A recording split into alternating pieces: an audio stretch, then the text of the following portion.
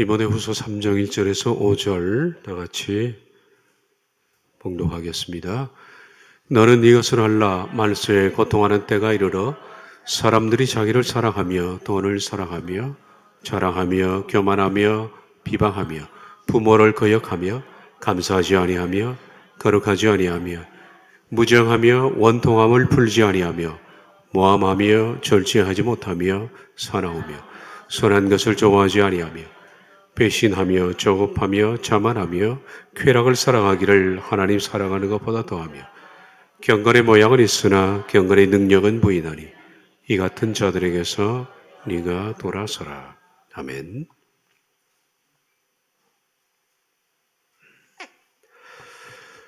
지난주 계속했던 CSR QSM 계속 질문과 답변을 이어서 보겠습니다. 말씀드린 것처럼 뉴스에서 UBI에 대해서 자주 얘기가 언급되면 그레이트 리셋이 가까이 왔다라는 것을 인지하라 그랬습니다. UBI는 모든 사람에게 주는 보편적 소득입니다. 요즘 농부 애들에게도 보편적 소득을 지원하겠다라는 얘기가 많이 회자되고 있는 것 같습니다. 그러면 사람들이 무료로 돈을 받습니다. 그게 40만 원이 될지 50만 원이 될지는 모르겠습니다. 10번째 질문입니다. 그래서 사람들은 무료로 돈을 받게 되는군요. 그런데 사람들은 여전히 일을 해야 할까요? 사람들은 여전히 일을 해야 하며 평소같이 업무에 참석해야 합니다. 새로운 직업과 역할도 정부에서 이론적으로 창출할 것입니다. 당신이 변호사라면 변호사로서 일할 것입니다. 그리고 당신이 가정부라면 가정부 일을 할 것입니다. 일을 하지 않거나 새로운 사회신용 지침을 준수하지 않거나 모든 종류의 항의나 비판을 하는 자는 위반의 종류에 따라서 5불에서 800불에 이르게 되는 돈을 계정에서 즉각적인 벌금을 내거나 또는 공제가 부과됩니다. 이 모든 것이 바로 이 소프트웨어에 의해 통지되는 것입니다. 우리는 그것을 프로그램에서 볼 수 있습니다. 해커 친구들이 찾은 수많은 문서들이 있습니다. 시스템 작동 방식에 대한 테스트 및 세부 정보에 대한 문서들입니다. 그놈들의 시뮬레이션에 따르면 첫 달에는 많은 사람들이 정보에 불순종하는 나쁜 행동으로 인해 계정을 거의 제로로 만들었지만 두 번째 달에는 사실상 벌점이나 공제를 받지 않을 정도로 대중의 행동이 급격히 조정되었다는 것을 보여줍니다. 다시 말해 사람들은 그들의 프로그램을 인정하고 순수히 받아들였습니다. 수능이 뱃속의 음식을 의미한다는 것을 재빨리 배우게 될 것이라는 것을 시뮬레이션에서 분명히 보여줍니다. 불순종은 고통을 의미합니다. 돈도 없고 친구도 없고 모든 위반 상황에 대해 끝없이 정부 관료의 제재를 받아야 하며 그 해결을 위해 몇 단계 번거로운 절차를 따라야 합니다. 더 나쁜 경우에는 재교육을 받기 위해 그들이 특별한 수용소 중 하나에 갇히게 됩니다. 그들은 정말로 그것들을 계획하고 있습니다. 11번째 질문입니다. 이 금액은 어느 나라에서도 공통이 될까요? 우리가 입수한 문서에 따르면 세계를 하나의 시스템, 하나의 통화로 통합하기 때문에 그렇다고 말할 수 있습니다. 그리고 아마 월별 지급액을 $1,000 정도로 계획하는 것 같습니다. 한 100몇십만 원 정도 되겠죠? 모든 사람에게 똑같이 지불하는 겁니다. 이 시스템은 제3세계라고 하면 아시아를 비롯해서 아프리카, 라틴 아메리카 세계들입니다. 좀 못 사는 국가들이죠. 이 국가들에게는 세계적으로 똑같이 지불되니까 어느 정도 이익을 가져올 수 있겠습니다만은 제1세계 선진국들에게는 재정적인 황폐를 초래할 수 있다고 생각합니다. 어쨌든 어디에 살고 있어도 노예가 되는 것은 변함이 없습니다. 이 하류 계급에 대한 다른 제한사항은 무엇입니까? 당신은 그들이 재산을 소유하고 있으면 그들이 그것 또한 빼앗아 갈 것이라고 말합니까? 그들이 그렇게 할 것이라는 데는 의문의 여지가 없습니다. 그것은 엄청난 부의 재분배 계획입니다. 하지만 이 계획은 실제로 슈퍼리치에서 사마린 클래스입니다. 그로부터는 부는 전혀 빼앗기지 않고 오히려 그들은 더 부유하게 만들 뿐입니다. 이 계획은 중산층을 파괴하기 위한 것이고 상주임금 크레소의 모든 재산을 빼앗기 위한 설계입니다. 그들의 재분배 계획은 모든 사람들을 매달 약간의 추가 플러스러기를 얻을 수 있도록 하는 낮은 수준의 경쟁에 모든 사람을 둘 것입니다. 내가 지금 당신에게 말하는 것은 나의 사적인 의견이 아닙니다. 이 모든 정보들은 화이트햇 해커들로부터 직접적으로 얻은 정보들입니다. 이것은 그들이 검토한 문서들에게서 확인된 것들입니다. 해커들이 이 일을 시작했을 때 그들은 그들의 회의에 직접 참석해야 했고 아마도 여러분이 스카이프 통화회의, 이것은 인터넷의 통화회의입니다. 라고 부르는 것을 이용했습니다. 여기서 그들의 전체 프로그램과 시스템에 대한 철저한 개요가 제공되어 완전히 브리핑을 받았습니다. 그들은 사람의 행동 패턴을 조정하기 원하므로 사람들은 엄격하게 통제되고 모니터링되고 좋은 행동에 대해 작은 보상과 자유를 나눠받게 됩니다. 그들은 중국이 10억 명의 사람들과 함께 통제권 안에서 일할 수 있음을 이미 입증했기 때문에 이런 계획들이 실행 가능하다고 생각하였고 강제 그것으로 지구의 인구를 급격히 감소시키고 있기 때문에 그들이 관리할 수 있는 인구는 더 적은 인구수가 될 것입니다. 그렇다면 슈퍼부자는 어떻게 됩니까? 우리가 알고 있는 바에 따르면 순자산이 한 120, 30억 되는 사람들, 연간 소득이 25억 미만 달러인 사람들은 대부분 새로운 규칙을 준수해야 합니다. 그들은 그래서 시 지정에 따라 재분배됩니다. 그들의 자금과 사유재산은 모조리 압수되어 재분배될 것입니다. 당신은 휴대폰 끄시기를 바랍니다. 당신은 전 세계를 통틀어 크레스에서의 주권자 지위를 가지는 사람들은 약 700만 또는 800만 명에 불과하다는 것을 깨달아야 합니다. 여기에는 정부 관리자, 언론계 인사들, 슈퍼부자들 및 유명인들이 포함됩니다. 그것은 매우 적은 수이며 우리가 통상 부자라고 생각했던 수많은 사람들도 그래서 시범주에 재배치될 것입니다. 왜냐하면 이들 많은 부자들은 그들의 도당에 속한 부자들이 아니라 그저 평범했고 스스로 성공한 사람들이기 때문입니다. 사바린 등급이 아니라면 그들도 우리와 마찬가지로 같은 고통을 겪을 것입니다. 우리는 크레스 사바린 계정으로 들어가는 대규모 자본 유입의 증거를 찾아냈습니다. 이러한 유입의 거의 대부분은 암호화폐로 이루어지지만은 은행 송금 및 기타 수단으로도 이체되는 것을 볼 수 있습니다. 얼마나 많은 암호화폐가 사용되고 있는지 놀랍습니다. 그러니까 이 암호화폐는 이것들을 준비하기 위한 그들의 계획된 수단들이었습니다. 암호화폐가 그들에게 또한 무언가를 하기 위한 아주 효율적인 방법인 것 같아 보입니다. 변화는 현재 1대 43이라는 매우 유리한 비율로 제공되며 그 숫자를 중심으로 매일 조금씩 오르거나 내리거나 할 것입니다. 우리는 이것이 세계의 슈퍼 부유층과 엘리트들이 그들의 부를 들키지 않고 조용히 USDR로 전환하기 위한 사용하는 방법이라고 추측합니다. 주식, 금, 은, 채권, 암호화폐를 가지고 있는 수많은 보통의 부자들이 있지만 그들은 무엇이 뒤에서 진행되고 있는지 전혀 모르고 있습니다. 그들의 모든 것이 압수되고 지어질 때 그들은 엄청난 삶의 충격을 받게 될 것입니다. 즉, 크래스가 아니면 모두가 끝장나는 것입니다. 14번째, XRP, 리플인데요. 리플은 이 새로운 시스템에 사용되고 있습니까? 더 가치가 올라가는 것일까요?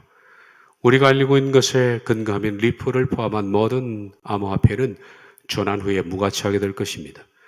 USDR이라는 엄격하게 관리되고 있는 통화가 하나뿐이고 다른 통화는 절대로 거래할 수 없는데 어떻게 암호화폐를 거래할 수 있겠습니까? 무리일 것입니다. 그들은 암호화폐를 질식시켜 모두 죽일 것입니다. 만약 여전히 유통된다면 그들은 즉각적으로 바로 사용 금지 명령을 내릴 것입니다. 사람들은 리플을 가지고 있다면 그것을 USDR로 전환할 것입니다. 우리는 이 소프트웨어에서 매일 볼 수 있는 것이 바로 주권자 계급으로부터 USDR의 계정으로 거대한 자금 유입의 움직임입니다. 그러나 일반인들은 이런 것들에 대해서 아무것도 모르고 XRP의 미래에 대한 투자라고 단순히 생각합니다. 그들은 정말 아무것도 모르고 있습니다.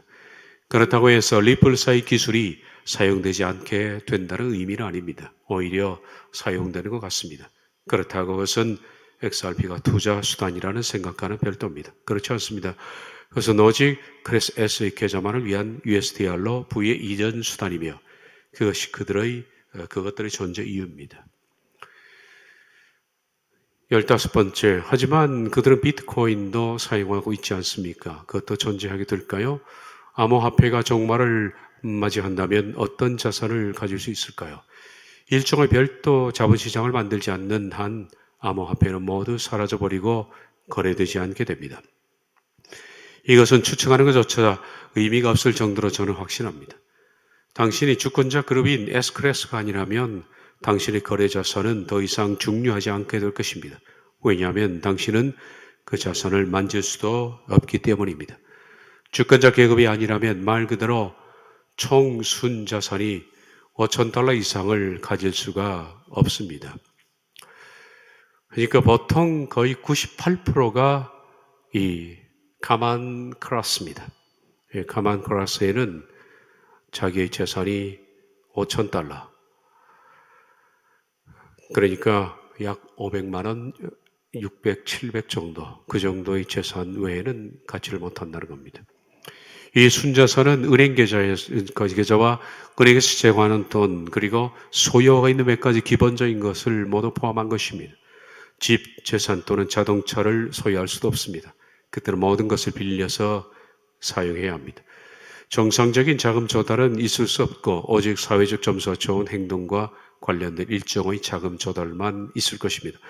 사람들은 이런 식으로 부채와 일부 자산을 가지지만 이것 또한 제한적일 것입니다. 공공기금과 신탁의 후견인, 수탁자, 자선단체로 마케팅될 국영기업과 민간기업들의 모든 것을 압수할 것입니다. 이것은 완전히 말도 안 되는 정책이지만은 모든 인류를 위해 모든 것을 더 공정하게 만드는 부의 분배 모델이어서 어리석은 대중들을 설득하는 데 성공할 것입니다. 나는 특히 중도 및 자유정치 성향의 많은 정치인들이 이 함정에 빠져 자신의 재산 중 일부를 빼앗긴다 하더라도 이런 정책을 오히려 지지할 것으로 기대합니다. 그들은 이 모든 것이 지구를 위해서 좋은 것이라는 만트라 환상에 허우적거릴 것입니다. 만트라라는 것은 불교적 용어인데 자기는 깨닫게 되고 타자에게는 축복이 된다는 사상입니다. 그러니까 이런 것들은 모든 사람에게 유익이 된다는 뜻이겠지요. 16번째, 하지만 사람들이 이것을 어떻게 받아들일지는 아직 모르겠습니다. 폭동과 반란이 일어나지 않을까요? 당신의 이런 재정 전환이 지금 당장은 온라인에서 일어나지 않는다는 것을 기억해야 합니다. 그것은 오직 그들이 전 세계를 붕괴에 빠뜨렸을 때야 온라인에서 일어나는 것입니다. 그것이 그들이 조금씩 벌이고 있는 일입니다. 당신이 해야 할 일은 그들이 경제를 파괴하기 위해 하고 있는 모든 어리석은 행동을 보기에 눈을 크게 뜨는 것입니다. 세계가 심각한 경제보락에 빠지면 시스템이 온라인으로 전환되고 대다수가 이를 받아들일 것으로 예상됩니다. 이것이 구제 계획으로 여겨져 언론의 찬사를 받을 것입니다. 이 공산주의 스타일의 계획에 비밀리 참여하는 CEO와 소위 최고 자본가들은 그것을 칭찬할 것입니다. 마치 그것을 칭찬하듯이 그들은 이것을 칭찬할 것이고 또 TV와 정부가 이것이 좋다는 것을 보니 이것이 틀림없이 좋은 것이 틀림없다라고 말할 것입니다. 나는 이것을 반복해서 말했지만 부자들은 실제로 그들이 가지고 있는 이 계획으로 훨씬 더 부자가 됩니다. 그들 부자들은 그러한 구제 계획 정책을 거꾸로 응원하는 척할 것입니다. 그래서 가난한 사람들을 위한 부의 재분배라는 선전은 많은 사람들에게 경제적 고통으로부터의 구제와 공짜 돈으로 여겨져 대중은 이를 좋게 받아들일 것입니다. 대중은 또한 그들과 같은 수준의 경기장에서 그들의 부자 친구들을 만나는 것을 좋아할 것입니다. 수많은 부자들이 C클래스 그룹에 배정되어 재산을 모두 몰수당할 것임을 기억하십시오. 그것은 그들이 설계한 믿을 수 없는 사기 전략이며 더 좋고 더 공정한 시스템이라는 것을 일반 대중에게 거짓 확신을 시키도록 설계되었습니다. 빈민층과 하층민, 심지어 중산층까지 중상류층과 하부층 부자가 모두 자신의 수준으로 떨어지는 것을 보는 것은 선전의 큰 부분이고 큰 판매 포인트입니다. 그것이 얼마나 강력한 선전이 될지는 결코 무시하지 마십시오. 대중은 이런 상황이 펼쳐지는 것을 너무나도 즐거이 볼 것이며 진실은 그렇지 않은데도 불구하고 이를 새롭고 공정한 부의 재분배 시스템으로 보고 환영할 것이기 때문입니다. 그들은 또한 몇 명의 엄청난 슈퍼부자들이 추락하여 C클래스로 또는 일반 클래스 지위로 재분리되어 갈 것입니다. 그리고 이어서 뉴스 전면이 크게 나올 것이고 이 사람들은 쫓겨날 것입니다. 이런 일이 계속되는 동안 대중은 왜 다른 부자들이나 유명인들에게는 그런 일이 일어나지 않는지를 전혀 궁금해하지 않을 것입니다. 대중은 이 일에 상관없이 마치 그들의 그 작전이 대중에게 문제가 없이 먹혔듯이 그들이 제시한 것은 그 무엇이든 어리석은 대중들이 믿어줄 것이라는 것을 그때 가서도 또 증명할 것입니다. 우리는 또한 일부 화려했던 유명인이 C클래스로 등급이 떨어지는 것처럼 옷을 허름하게 입고서는 TV쇼에 출연할 것이고 그들이 TV쇼에서 거짓말을 할 것이라고 생각됩니다. 비록 이런 쇼는 엄청난 반응을 일으켰겠지만은 그들 유명인들은 단지 대중들을 속이기 위한 거짓말을 하는 것이며 실제 그들의 사회적 주의가 C클래스로 떨어지는 일은 결코 일어나지 않을 것입니다. 그들에게 적대적인 가장 큰 반대자들은 바로 애국단체와 중산층 및 고소득층입니다. 그놈들은 사이코 프로필, AI 시뮬레이션 등을 수년에 걸쳐 수행했으며 이런 일에 대처하기 위한 모든 과학적 해명을 이미 이루어냈습니다. 그래서 시스템을 누가 어떻게, 언제, 어디서, 어떻게 반응할지 이미 잘 알고 있습니다. 비록 그들의 가장 큰 걱정은 물론 총을 든 반대자들로 보이지만 나는 그들이 어떻게 그들을 무자비하게 다룰 계획인지를 이미 보았고 반대자들은 이 계획을 진행하는 그들에 있어서 어떤 위협도 되지 않을 것입니다. 다음 시간에 이어서 더 소개를 해드리겠습니다.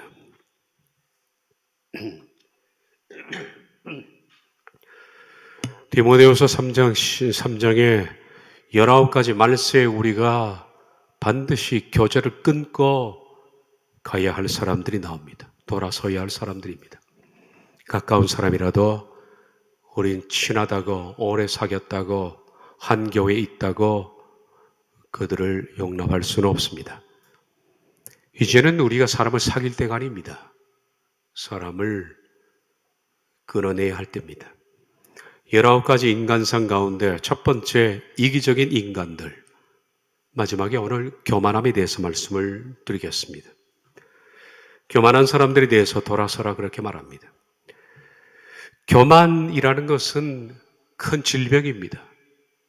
성경은 하나님께서 교만한 자에 대해서 엄청난 질책을 하고 계십니다. 잠언서 3장 34절 하나님은 교만한 자를 비웃으시며 겸손한 자에게 은혜를 베푸신다. 하나님이 그들을 비웃는다라고 하셨습니다. 잠언서 8장 13절 나는 교만과 거만과 악한 행실과 패역한 입을 미워하느니라. 하나님은 교만한 자를 미워하신다 그랬습니다. 11장 2절 교만이 오면 욕도 온다. 교만은 욕을 부른다 라고 했습니다. 13장 10절 교만에서는 다툼만 일어날 뿐이라. 수많은 다투는 사람들이 교만한 사람들입니다. 14장 3절 미련한 자는 교만하여 입으로 매를 자청한다. 교만한 사람들은 매를 자청한다라고 말합니다. 16장 5절 마음이 교만한 자를 여호와께서 미워하시나니 피차 손을 잡을지라도 벌을 면치 못하리라. 하나님은 미워하신다. 그들을 벌주겠다라. 16장 18절 교만은 패망의 선봉이요 거만한 마음은 넘어짐의 앞잡이니라. 우리가 잠언서에 나와 있는 교만에 대해서 여러분에게 다 말한다면 끝이 없습니다. 교만은 악입니다. 교만과 열등감은 같은 마음입니다. 열등감은 어떤 조건이 구비되면 교만으로 변합니다. 조건이 없어지면 교만한 사람은 열등감으로 바뀝니다. 그러므로 열등감에 시달리는 사람들 보면 저 사람은 조건만 구비되면 교만한 사람이 됩니다. 같은 얘기입니다. 교만은 그렇다면 내가 교만한 줄 알고 병에 드느냐? 그렇지 않습니다. 영적인 큰 암덩어리와 같은데 내가 교만한 줄 모르고서 교만합니다. 암이 진행될 동안에는 우리가 암에 걸렸는지 아무도 모르는 것처럼 교만이 내 속에 진행될 때 나는 교만하다 생각을 절대 못합니다. 그리고 오히려 겸손하다라고 생각합니다. 이게 병입니다. 도덕적으로 범죄한 사람들은 회개해서 돌아올 수 있습니다. 그러나 교만한 것은 고칠 수가 없습니다. 교만은 회개를 못합니다. 거의 그렇습니다. 왜냐하면 교만한 사람은 이미 자신이 가장 의롭고 예리하고 도덕적이고 바른 판단을 가지고 있다고 생각하기 때문에 자신이 잘못됐다는 것을 절대로 못합니다. 도덕적 범죄를 저지른 사람은 내가 잘못했다는 것을 알지요. 그런데 교만한 사람은 절대 모릅니다. 그래서 영적인 질병 가운데 가장 무서운 질병이 교만입니다. 교만이라는 히페르사노스는 영어 성경에 보면, 영어로 보면 이와 같은 뜻을 가지고 있습니다. 첫째로 proud, proud는 당당하다라는 뜻입니다. 자신감이 있는, 그리고 굉장히 자랑스러워하는 이런 뜻입니다. 그런데 이 당당함과 자랑스러움이 조금 지나치면 arrogant가 됩니다. arrogant는 건방진이라는 뜻입니다. 오만하고 건방지다. 그리고 마지막에 이 arrogant는 disdainful이 됩니다. disdainful은 남을 무시하다, 경멸하다, 그리고 경시하다, 다 같은 단어입니다. 교만한 사람은 밖으로 보기에는 굉장히 자기를 자랑스럽게 생각합니다. 그리고 매사 자신감이 넘치는 것처럼 보입니다. 그런 사람들이 혹시 잘 보십시오. 오만하고 건방진 행동을 하게 되면 이 사람들은 언제든 남을 경멸하고 무시할 수 있는 사람입니다. 하나님의 사람은 이처럼 이런 관계 속에 있는 단어와는 거리가 멉니다. 원어 성경에서 휘페르사노스는 이런 뜻입니다. 휘페르사노스는 휘페르라는 단어와 사이노라는 단어가 합쳐져 있습니다. 휘페르는 뒤에서, 그러니까 저 위쪽에서 아래로 내려오는 것이 비욘드입니다. 파이노라는 것은 빛을 앞으로 발사하는 것을 말합니다. 그러니까 이 사람이 등장하게 되면 뒤에서 빛이 비추는 것처럼 나타난다는 뜻입니다. 그게 교만입니다. 요즘 쉬운 말로 자체 발광이라는 뜻이죠. 자신의 뒤에서 빛이 비추는 것처럼 등장합니다. 다른 사람들 앞에서 자신을 좀 더 드러내려고 하는 경향이 있는 사람. 그것이 외모든 지식이든 신앙이든 자신의 경건함이든 풍족함이든 자신이 가지고 있는 학식이든 학벌이든 아니면 힘이든 가족관계든 이런 것들을 통해서 그것을 남들에게 드러내려는 성향, 빛을 비추려는 성향, 이런 사람들을 보면 여러분은 대번에 알아차려야 합니다. 이런 사람들은 실제로는 그 내면이 굉장히 초라한 사람들입니다. 외로운 사람들이고 위축되어 있는 열등감으로 뭉쳐있는 사람입니다. 그러니까 다른 어떤 걸 통해서 스스로 발광을 하려고 하는 것입니다. 이게 병입니다. 저는 자신의 이력이라든지 금전이라든지 자신의 어떤 커리어라든지 스펙이라든지, 그리고 신앙인들은 신앙인의 스펙이 있죠. 자기의 경건함이라든지 이런 것들을 은연중에 드러내려고 하는 경향이 있는 사람들, 성경을 많이 읽은 사람들은 성경을 많이 아는 것처럼 자기를 과시하려는 행동, 이런 사람들은 나는 무서운 사람이라고 생각합니다. 그게 바로 교만한 사람입니다. 이건 병입니다. 하나님이 비웃는 사람입니다. 하나님이 미워하시는 사람입니다. 교만한 사람은 절대로 하나님께서 은혜를 베풀 수가 없습니다. 그리고 징계하시겠다고 말씀했습니다. 교만한 사람에게 만약에 은혜의 광선이 비춘다면 딱 하나입니다. 그것은 하나님께서 그의 삶을 부수는 것밖에 없습니다. 경제적이라든 아니면 가족 간의 문제든 사랑하는 사람이 읽든 무엇이든 간에 완전히 깨지면 사람의 마음은 약해집니다. 그 깨진 틈새로 하나님의 은혜가 들어오는 것밖에 없다라는 겁니다. 그러므로 교만한 사람이 은혜 받는 것은 징계밖에 없습니다. 징계가 은혜입니다. 이런 사람에게서 내가 돌아서라라고 말합니다. 오늘 인간관계를 많이 청산해야 될 시점에 와 있다라고 말했죠. 여러분, 이제 마지막 길은 홀로 가는 길입니다. 사람과 더불어 가는 것도 중요합니다. 그런데 더불어 갈 사람이 그렇게 많지 않을 겁니다. 거의 없을 겁니다. 홀로 갈 작정을 해야 되는데 이런 교만한 사람들은 끊어내야 합니다. 그들에게 흥미를 잃고 환영하지 않고 쫓아내야 됩니다.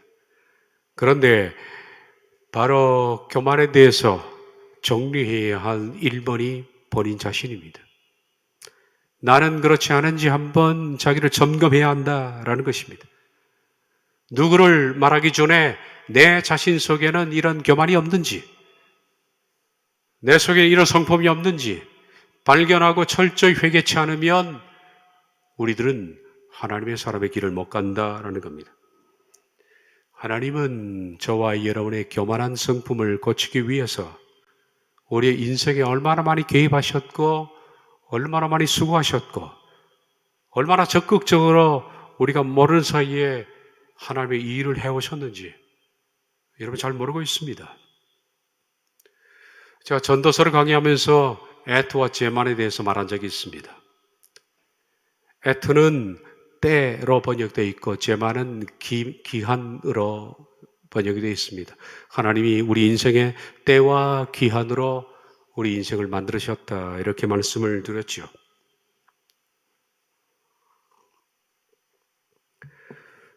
범사에 제만이 있고 천하만사가 다 애트 때가 있나니 라고 했습니다. 하나님께서는 애트가 아니라 주로 제만, 이 기한으로 우리의 인생을 많이 그동안에 손보려고 우리가 교만하지 않도록 하나님께서 얼마나 많이 우리를 채찍했는지 우리들은 잘 알고 있습니다. 이 제만은 수동태입니다. 히브리어에서. 그러니까 내 인생에 내가 원해서 선택하는 것이 아닙니다. 선택되어 온 것입니다. 애트는 능동태입니다. 그러니까 내가 자발적으로 선택한 겁니다. 여기서 때는 내가 원해서 자발적으로 선택하는 겁니다. 좋은 쪽을 선택하든 나쁜 쪽을 선택하든 사람에게는 선택의 기회가 있습니다. 제가 아침에 넥타이를 맬 때 파란색을 맬지 빨간색을 맬지 그것은 나의 애트입니다. 하나님은 그 애트를 가지고 징계하지 않습니다. 우린 자유가 있습니다. 그런데 우리의 선택과는 달리 선택되어지는 삶이 있습니다. 이게 바로 제만, 기한이라는 겁니다. 이 기한은 컨트롤이 안 되죠. 내게 속한 것이 아니기 때문에. 전도서 3장 2절에서 8절은 그 얘기를 하고 있습니다. 여기서 붉은색을 써놓은 것은 제만입니다. 그리고 파란색은 애트를 제가 색칠을 해놓은 겁니다. 볼까요? 날 때, 죽을 때 우리가 선택하는 것이 아닙니다. 선택되어지는 겁니다. 심을 때 뽑을 때 심고 뽑는다는 히브리어 나타카르는 이것은 국가를 세우고 국가가 망할 때란 뜻입니다. 그러니까 여기서 심는다 뽑는다는 식물을 심고 뽑는 얘기가 아니라 국가가 세워지고 국가가 망하는 겁니다. 그러므로 이것은 하나님의 죄만입니다. 우리가 선택하는 문제가 아닙니다.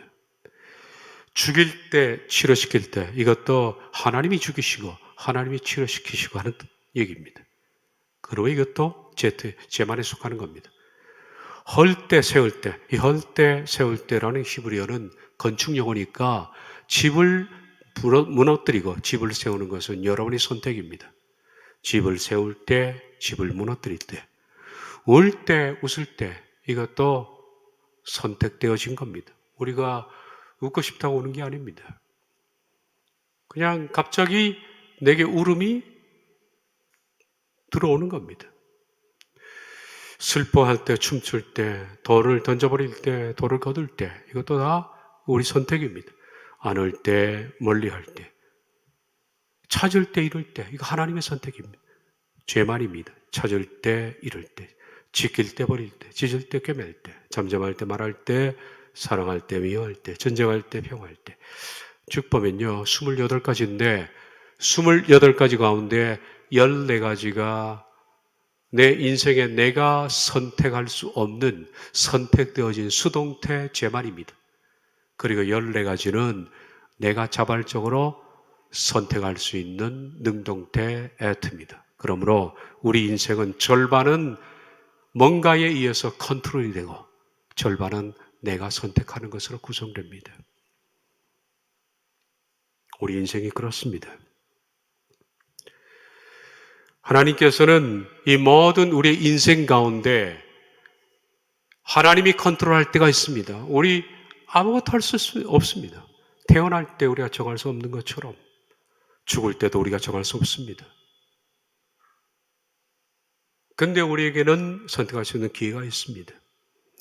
그런데 사람들은 내가 어찌할 수 없는 내가 선택되어진 인생, 갑자기 어느 날 선택되어져서 내게 다가온 어떤 사건들, 이런 사건들 앞에서는 우린 멍하니 바라볼 수밖에 없습니다.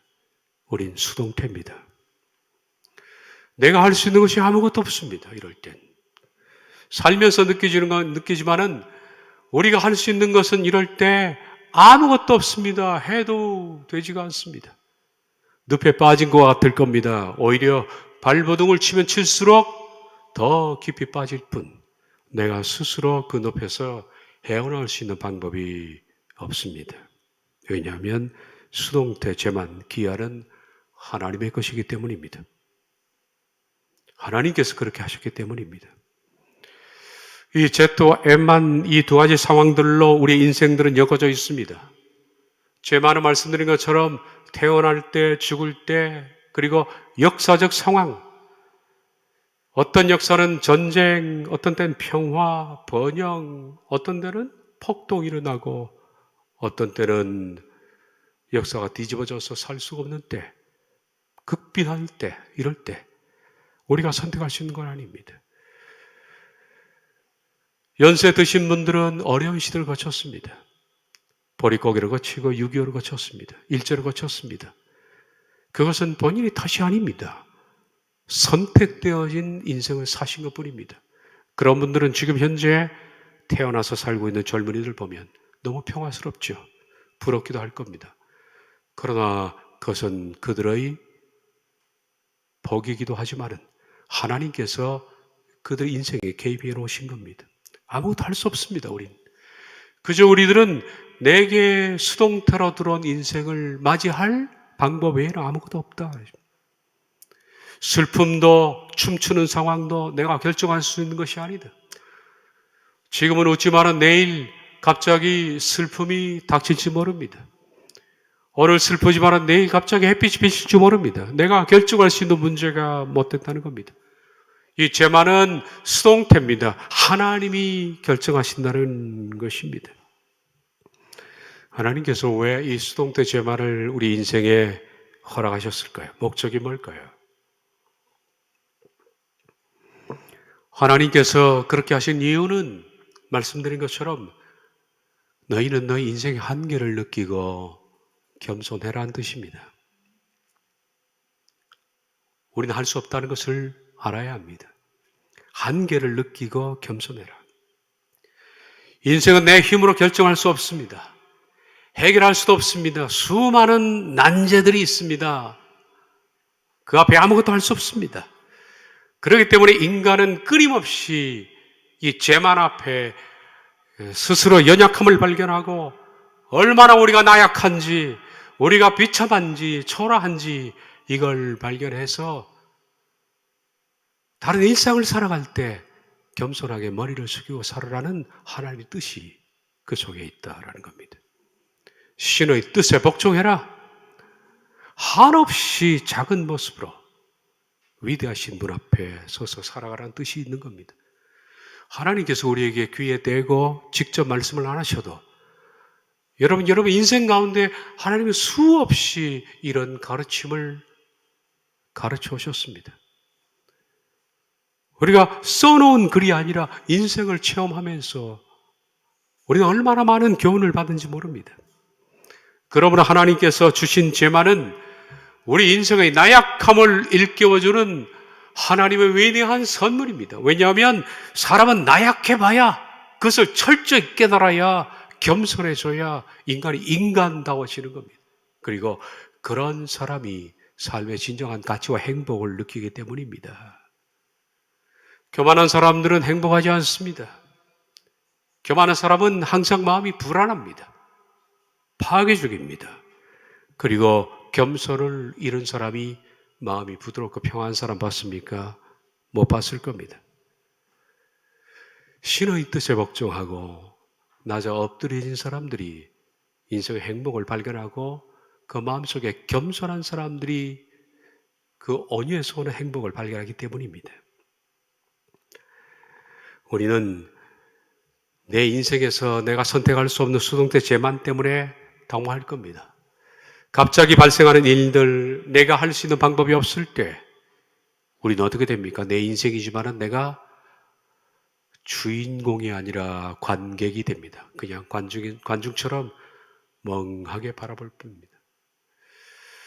종종 물속에 빠진 우리 가족들 살려달라고 허우적거리면서 손을 내미지만은 들어갈 수 없이 밖에서 해변에서 쳐다볼 수밖에 없는 발만 동동 구르는 관객이 되어서 어떻게 손쓸 수 없는 것이 이 수동태 재만 앞에 닥친 우리 인생의 모습들입니다.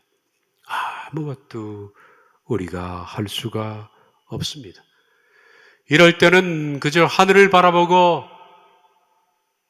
하나님께서 어떻게 우리에게 이 모든 광풍을 멈추게 해달라는 하소연밖에 할 수 있는 것이 없죠.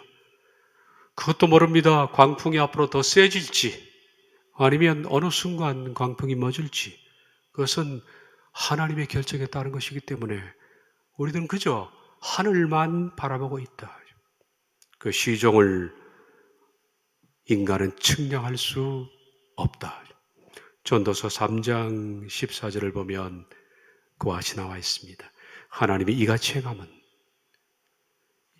행하시 뭡니까? 인생을 절반은 수동태, 절반은 능동태로 만드신 것은 사람들이 그의 앞에서 경외하려 하심인 줄 내가 알아도다. 내가 할 수 없는 일들을 만나면서 사람들은 그 약함을 통해서 하나님 앞에 그저 경외할 수밖에 없는 존재인 것을 이렇게 터져봐야 하는 거예요. 깨져봐야 하는 겁니다. 비춰내봐야 하는 겁니다. 그렇게 되기까지 사람들은 스스로 잘 낮추지를 않습니다. 이상한 것은 하나님은 인간을 흙으로 창조하셨습니다. 그런데 흙으로 창조된 인간은 교만해지기 짝이 없습니다. 인간은 가만 놔두면 교만해지는 겁니다.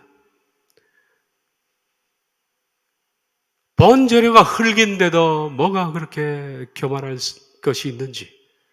사람의 호흡은 욥기의 말씀처럼 코에 호흡이 생명이 있는데 코 안에서 따끈따끈하게 나오는 생명, 이것이 멈추는 순간에 인간은 끝납니다. 박동이 멈추는 순간에 인간은 시체로 돌아갑니다. 별것 아닌데도 인간은 내버려두면 자발적으로 교만해지는 겁니다. 나도 모르게. 그래서 하나님께서 우리 인생에 개입하셔서 이걸 꺾기 위해서 수동태 재만을 허락하셔서 내가 할 수 없는 강제적인 일들, 그저 바라볼 수밖에 없는 하늘만 바라보고 기도할 수밖에 없는 그런 상황을 많이 만들어 놓으셨지만은 아직도 인간은 하나님의 그 뜻을 잘 깨닫지 못하고 조금 나을만 하면 교만해지고 조금 평화해지면 교만해지고 그게 인간입니다. 여러분, 교만함을 다스린다는 것은 영적인 일에 있어서 대단히 중요한 일입니다. 얼마나 중요한 영적 과제인지 모릅니다. 그러므로 하나님께서 우리를 징계하시는 것은 인생에 있어서 저는 복음이라고 생각합니다. 복음이 목사가 이렇게 마이크에 대고 설교해서 듣는 그 복음이 아니라 인생의 복음은 내가 할 수 없는 걸 인생 가운데 배우는 겁니다. 그게 인생의 복음 아닙니까? 하나님께서 수많은 인생의 복음을 우리에게 허락하셨습니다. 그러므로 3장 11절 이 모든 것은 아름답다라고 말합니다. 하나님이 이 모든 것을 지으시되 때를 따라 아름답게 하셨고 또 사람들에게는 영원을 사모하는 마음을 주셨느니라. 그러나 하나님이 하시는 이런 시종을 사람으로 측량할 수 없게 하셨도다. 다 아름답습니다. 징계도 아름답고 하나님 복 주시는 것도 아름답고 다 아름답습니다. 그렇게 징계를 통해서 사람들로 하여금 어떻게 영원을 사모하는, 징계를 받게 되면 뭘 느낍니다. 나도 모르게 본능적으로 하나님을 찾게 되어 있습니다. 신을 찾게 되어 있어요. 이것이 우리 모든 인간 속에 들어있는, 우리 마음속에 있는 신의 좌소라 그렇게 말하죠. 신의 좌소. 모든 사람에게 본능처럼 들어있다 그럽니다. 이 신의 좌소에 언제 바람이 부느냐? 힘들 때 그렇습니다. 우리 능력이 한계에 달했을 때, 우리가 무너지고 부춰졌을 때, 그럴 때 신의 좌소가 거기서 소리를 냅니다. 도와주십시오, 하나님. 그래서 하나님께서 우리에게 수동태 제만을 허락하셨습니다. 우린 지금까지 저와 여러분의 인생을 걸어오면서 수없이 많은 채찍과 징계를 받아왔습니다. 저도 옛날부터 많은 채찍을 받았습니다. 전도사 때, 부목사 때 교만하기 짝이 없어서 많이 얻어터지고 많이 맞았습니다. 그때는 왜 그런 줄 몰랐습니다. 지나고 나서 보니까 하나님의 제만이었습니다. 고치기 위한. 여러분들도 인생 가운데 많이 실패하셨고 넘어지고 좌절하고 죽을 고비도 넘기고 배신도 당하고 쓰라린 마음도 당하고 펑펑 울 때가 한두 번이 아니었을 겁니다. 다 잃어버리고 바로 하나님께서 여러분을 채찍하신 겁니다. 때를 따라 아름답게 하기 위해서. 그래서 우린 수없이 많은 내가 어찌할 수 없는 사건들을 겪게 하셨습니다. 때로는 쓰러지고 넘어지고 좌절하고 아파하면서 지금까지 온 겁니다. 다 여러분을 고치려는 하나님의 수고였습니다.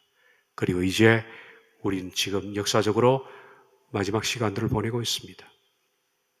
다시 옛날로 돌아가겠습니까? 다시 교만할 시간이 어디 있습니까, 여러분? 다시 언제 교만해서 또 그런 징계를 통해서 이 시간까지 더 올 시간이 어디 있습니까? 시간을 낭비하지 말아야 합니다. 겸손하게 우리에게 주어진 구원의 길을 걸어야 합니다. 입을 다물고 나대지 말고 흥분하지 말고 지적질하지 말고 자신을 드러내지 말고 머리를 숙이고 겸손하게 조용히 남들에 대해서 얘기할 것도 없어요. 우리가 더 나쁜 놈이니까 조용히 머리를 숙여 걸어가도 시간이 부족합니다. 낭비하지 않기를 바랍니다. 기도하겠습니다.